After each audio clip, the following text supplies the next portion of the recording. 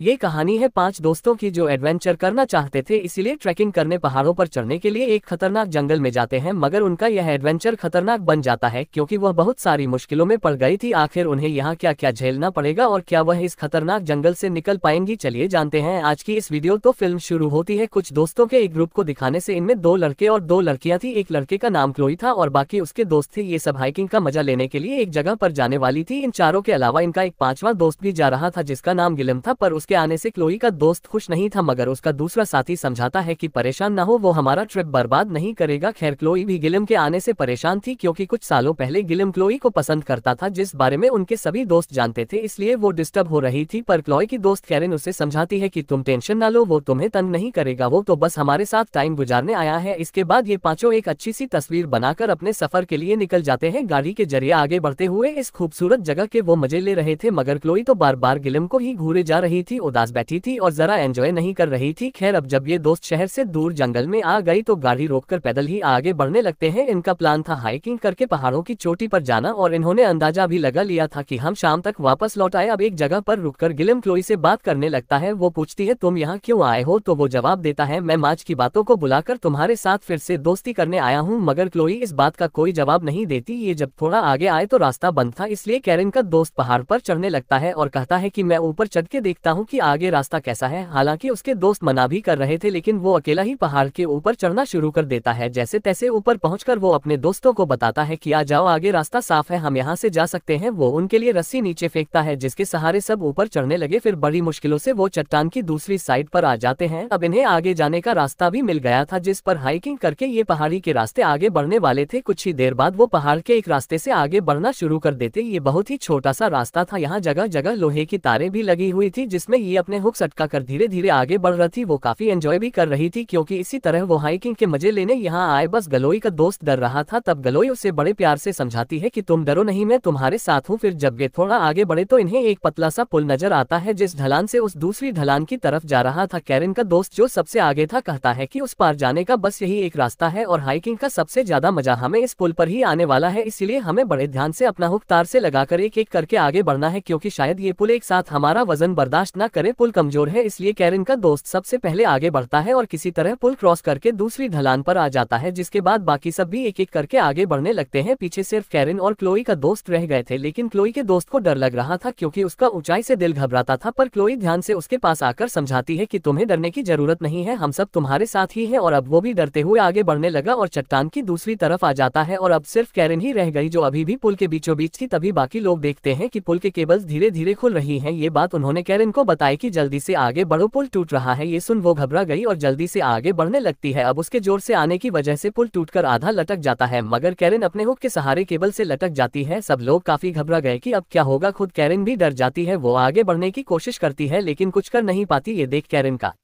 दोस्त उसकी तरफ रस्सी फेंकता है जिसे उसने पकड़ लिया और अब वो उसे अपनी तरफ खींचने लगते हैं। जैसे उसके दोस्त ने कैरेन का हाथ पकड़ के इस तरफ किया वैसे पुल के सारे केबल्स भी टूट जाते हैं और पूरा पुल नीचे गिर जाता है, यानी कैरेन की बाल बाल जान बच पाती है। और क्योंकि वो काफी डरी हुई थी इसलिए रोने लगती है। तब कैरेन का दोस्त उसे संभालता है। जब कैरेन के दोस्त ने नक्शा देखा तो उसे पता चला कि यहाँ से वापस जाने का बस यही एक रास्ता था और अब इनके पास आगे जाने के अलावा और कोई रास्ता नहीं था। ये सुन क्लोई का दोस्त घबराने लगा। वो चिल्लाते हुए कैरेन के दोस्त को कहता है कि तुमने हमें यहाँ लाकर फंसा दिया है, अब हम क्या करेंगे। इस पर कैरेन का दोस्त कहता है कि घबराओ नहीं, क्या पता आगे चलकर कोई रास्ता मिल ही जाए, इसलिए हमें बिना रुके रात होने से पहले यहाँ से निकलना है। जिसके बाद सभी लोग चट्टान पर केबल की मदद से आगे बढ़ने लगते हैं, लेकिन एक जगह पर आकर इन्हें पता चला कि आगे केबल नहीं लगी हुई, यानी कि अब ये आगे नहीं बढ़ सकती। इन्हें निकलने का कोई रास्ता नहीं मिल रहा था, यानी कि वो फंस गई। सारी सूरत हाल को देखते हुए कैरेन और उसका दोस्त कहते हैं कि हम चट्टान के ऊपर जाकर देखते हैं, हो सकता है कि वहाँ कोई रास्ता हो। ऊपर जाने के बाद फिर हम तुम तीनों को भी खींच लेंगे। और अब वो दोनों चट्टान पर चढ़कर ऊपर जाने लगते हैं, जबकि वो तीनों केबल से लटके हुए क्लोई का दोस्त घबराने लगा। वो कांप रहा था, कहता है कि मुझसे और नहीं पकड़ी जा रही हो, मैं गिर रहा हूँ, मेरे हाथ फिसल रहे हैं। इस पर क्लोई फिर उसे शांत करवाती है कि तुम केबल के सहारे लेटे हुए हो, कुछ भी नहीं होगा तम। लेकिन इस मुश्किल घड़ी में उसे कुछ भी समझ नहीं आ रही। उसका हाथ फिसल गया और वो केबल से हुक के सहारे लटक जाता है। अब क्योंकि उसका सारा वजन केबल पर आ गया था इसलिए गिलम भी उसकी तरह केबल से लटक जाता है। घबराते हुए क्लोई का दोस्त चिल्लाने लगा। वो जोर जोर से हिलना शुरू कर देता है। तब गिलम उसे समझाता है है कि देखो हिलो नहीं, इस तरह हम तीनों ही नीचे गिरकर मारे जाएंगे। उधर कैरन और उसका दोस्त चट्टान के ऊपर आकर जंगल में रास्ता ढूंढने की कोशिश करते हैं। कैरन का दोस्त परेशान था क्योंकि कोई रास्ता नहीं मिल रहा था और तब आगे बढ़ते हुए उसका पैर एक ट्रैप जाल में फंस जाता है। वो चिल्लाने लगा क्योंकि ट्रैप में फंसने से उसका पैर बुरी तरह जख्मी हो गया था, बहुत ज्यादा खून आ रहा था। हालांकि कैरन उसे छुड़वाने की बहुत कोशिश करती है मगर नहीं छुड़वा पाती क्योंकि ट्रैप इतना मजबूत था कि खुल ही नहीं रहा था। उसका दोस्त दर्द में तड़पने लगा। वो कैरन से कहता है मुझसे नहीं सहा जा रहा, तुम ऐसा करो रस्सी की मदद से तीनों को ऊपर लेकर आओ, फिर देखते हैं कि क्या करना है, तब तक मैं इधर इंतजार करता हूँ। कैरन ने ऐसा ही किया। वो हड़बड़ी में चट्टान के ऊपर आकर नीचे उन तीनों के पास रस्सी फेंकते हैं। तब वो लोग रस्सी के सहारे ऊपर आने लगे और कैरन उन्हें खींचकर चट्टान पर ले आती है। वो उन्हें भी बता देती है कि मेरा दोस्त एक ट्रैप में फंस गया है, हमें जल्दी जाकर उसे निकालना होगा। उधर कैरन का दोस्त दर्द में तड़प रहा था। हम देखते हैं कि इस ट्रैप के साथ एक जंजीर भी बंधी हुई थी जिसे कोई अपनी तरफ खींचने लगता है। कैरन का दोस्त कुछ समझ पाता उससे पहले कोई उसे खींचकर अपने साथ ले जाता है। उसके दोस्त भी इस जगह पर पहुंच जाते हैं जहां उनका दोस्त ट्रैप में फंसा हुआ था, पर अब उसे यहाँ ना पाकर वो हैरान और परेशान हो जाते हैं और हर जगह उसे ढूंढने लगते हैं। कैरन कहती है मैं उसे यहीं तो छोड़ के गई थी, फिर कहाँ चला गया होगा वो। तभी उन्हें झाड़ियों के बीच वो ट्रैप मिल जाता है जिसमें उनका दोस्त फंसा हुआ था, जो देख वो सभी काफी घबरा जाते हैं। लोए का दोस्त गुस्से में चिल्लाने लगा। वो कैरन को कहता है कि तुम्हारी दोस्त की वजह से ये सब हुआ है, क्योंकि अगर वो यहाँ आने की जिद ना करता तो हम यहाँ ना फंसते। इस पर कैरन भी उस पर चिल्लाने लगी कि तुम पहले से ही हमारे लिए सर का दर्द हो तो और मुसीबत मत बढ़ाओ। लोए उन्हें रोकर समझाती है कि देखो आपस में लड़ने का कोई फायदा नहीं है, रात होने से पहले हमें यहाँ से निकलना है और कैरन के दोस्त को ढूंढना है क्योंकि सारा सामान उसकी बैग में ही है, तो हम उसे ढूंढकर यहाँ से जाएंगे। इसलिए सब लोग जंगल में आगे बढ़ने लगे, अपने दोस्त को ढूंढते हैं, पर ना तो उसका कोई अता पता था और ना ही उसकी कोई आवाज ही नहीं आ रही। तभी गिलेम और